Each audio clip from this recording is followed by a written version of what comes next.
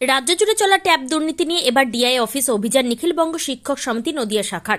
এদিন হাতে প্ল্যাকার্ড নিয়ে ডিআই অফিসের সামনে বিক্ষোভ এবং ডেপুটেশন কর্মসূচি গ্রহণ করে নিখিলবঙ্গ শিক্ষক সমিতি।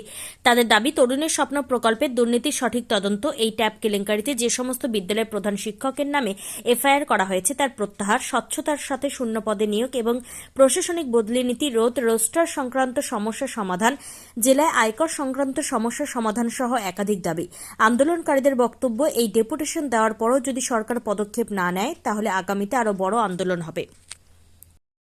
কর্মসূচি বর্তমানে যে মধ্যবিত্ত নিম্নবিত্ত পরিবারের ছাত্রছাত্রীরা যে ট্যাবের টাকা, তাদের স্বপ্নের তরুণের যে প্রকল্প, সেই প্রকল্প এখনো পর্যন্ত সমস্ত ছাত্রদের কাছে পৌঁছায়নি।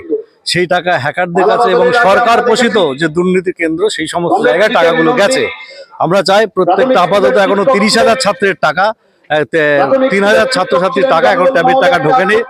এখনো পর্যন্ত যারা এফআইআর করা হয়েছে 300 থেকে 400 ছাত্র অভিভাবক তারা এটা এফআইআর করেছেন এবং তাদের টাকাটা আপাতত দেওয়া হবে।